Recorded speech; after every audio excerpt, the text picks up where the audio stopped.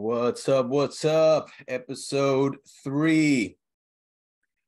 And Davey Lowe here sharing a financial masterclass to help those of you that are maybe looking for more out of life or change your financial situation.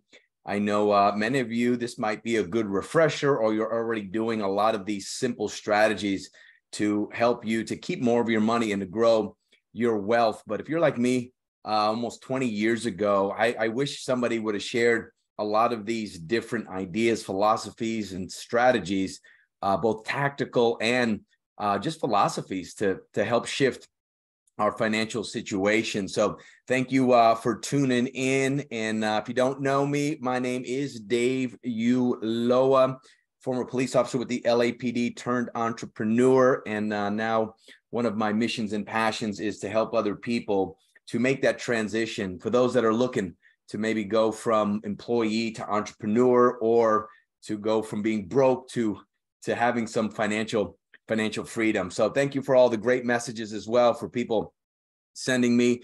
Today is episode number 4. Episode number 4 we're going over today, and it's called The Power of a Side Hustle.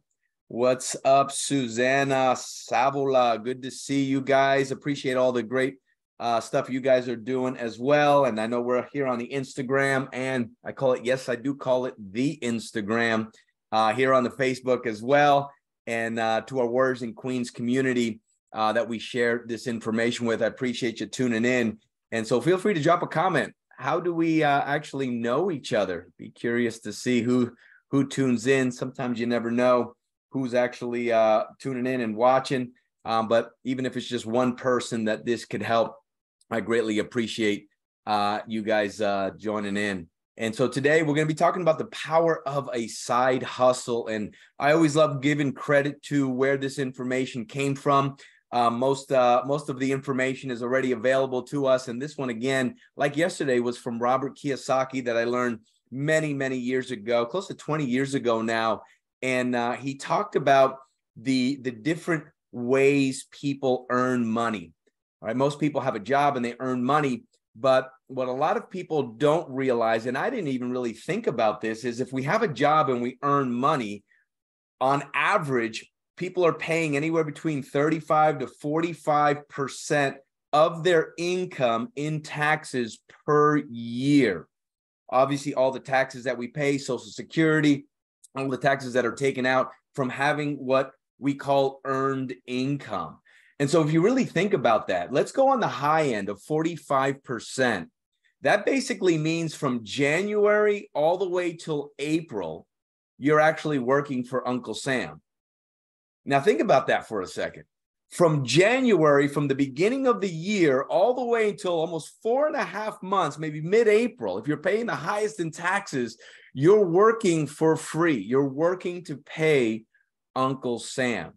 Now, I don't know about you, but to me, I don't really like that. I mean, I'm all about paying taxes and paying my fair share, but there's a reason why the wealthy people pay less in taxes. And I think a big part of that is knowing the rules to the game, right? If you're playing a sport and you don't know the rules to the game, how are you going to know whether you're winning or losing if you don't know the rules to the game?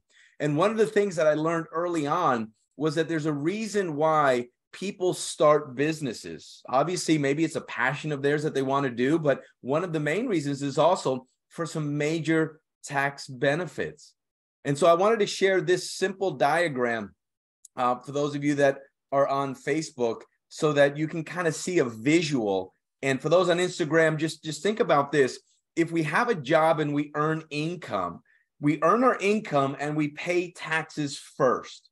And then from the taxes we pay, anything that's left over, that's where we pay for our desired lifestyle. That's where we pay our expenses, our mortgage, our car payments, everything after we pay our taxes. And so think about the income coming in, then the next box is your taxes that you pay, and then what's left over is what we live off of. That's how most people, especially those that are employees, that's how I used to basically have our money come in when I was a police officer.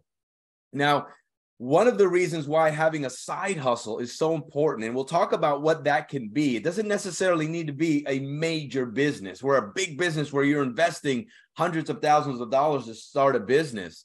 But one of the main things that inspired me to become an entrepreneur and even start a side hustle was, with a side hustle, you earn your income, and the income that you earn, you actually are able to write off all kinds of expenses. So now you pay your expenses. So income comes in, you pay your expenses, and then what's left over, then you pay your taxes. See, instead of Uncle Sam coming first, how cool would it be for you to pay yourself first, to pay for your expenses? As long as they're legitimate expenses and they're in pursuit of your business, you could actually reduce your taxable income by having a side hustle. And so when I heard that, I thought to myself, man, well, I'm not a business owner. For those of you that are business owners, you know, it takes some courage and it takes some capital and it takes some things. But I thought to myself, man, how can I start a business now? I'm still a police officer. How can I start a business now? And the first business that we ever launched was a side coaching business. Didn't cost very much to do that. We didn't even start a corporation. If you understand, and I'm not a tax expert, talk to your tax professional, but you can actually just do a DBA, a doing business as long as it's a legitimate business. And so we started a DBA, and the DBA was in California. We called it Breakthrough Coaching. And there were some things that we needed to do. We needed to advertise in a newspaper. We needed to have a structure set up, but not a legal structure. It was just a doing business as, and we were able to start writing off a lot of our business expenses for our coaching business, which meant what? We got to write off our cell phone. We got to write off a portion of our home that we used for our business now. We got to write off certain meals when we would go meet with potential clients and talk about. We got to write off our business cards. Anytime that we went somewhere and we handed out a business, we were able to write off gas going to and from appointments for our business. And so now a lot of the things that we were already spending money on personally that we started using for our business now became a business write-off. And in that first year, we were able to write off on our Schedule C, we were able to write off several thousands of dollars of expenses, which did what? Which reduced our taxable income. So instead of just going through the whole year of working really hard as an employee and then paying taxes at the end, even after paying taxes throughout the year, it was the first time ever we actually received several $1,000s in a refund check from Uncle Sam because we had all of these write-offs that were in pursuit of our business. Now, here's something that's kind of cool. Even if your business is not profitable in the first, second, or even the third year, where as long as you remember, you got to be legitimate, you got to be in pursuit of your business, and you got to be out there hustling. Another business idea, I helped my father actually start a handyman business. He loved being a handyman, and he had a whole bunch of tools in his garage, and he just did handyman stuff for himself. Same thing, for years, he would work and pay taxes at the end of the year. I helped him start his handyman business. We called it Gallo's Handyman Business. And he actually started doing a few jobs just for fun for other people. But now that he had a DBA, he was able to write off a whole bunch of his tools. He was able to write off gas going to and from some of the jobs that he did. And that first year that he had his business, he never, ever got a refund check. That first year, he got over $3,000 back from Uncle Sam because he started a part-time side hustle business. And there's so many different types of side hustle businesses that you can do.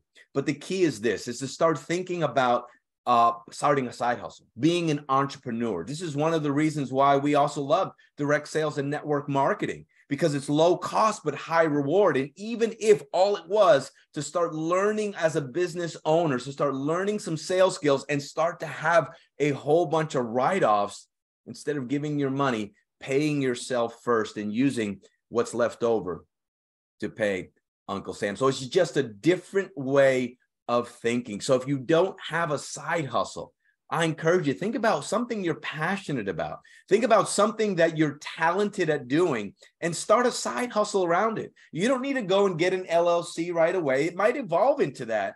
But understand, the first 2 to 3 years, the IRS understands that you are starting a business, so you might not be profitable. In other words, you might have way more expenses than you do have profits. So it means what? that means you're still able to deduct all of that, which reduces your employee income, which brings more money back to you into your pocket, which can reduce, instead of paying 35, 45%, now maybe you understand why the wealthy people know the rules to the game. And after three years, then you obviously want to start making sure your business is profitable. But in that first couple of years, here's just, if you're looking at the keynote here, here's just a few things that you can think about, especially for those that love education. My wife and I love education. Now your personal development stuff is now knowledge and wisdom, going to personal development seminars, knowledge and wisdom that you're actually taking in that can now be a taxable write-off. Any fees that you have for your business, your cell phone, your home phone, a portion of your home, of your rent or your mortgage can now, and again, I'm not a tax professional, so talk to your CPA, but if your CPA doesn't understand Schedule C and home-based business expenses, you might want to find a new CPA.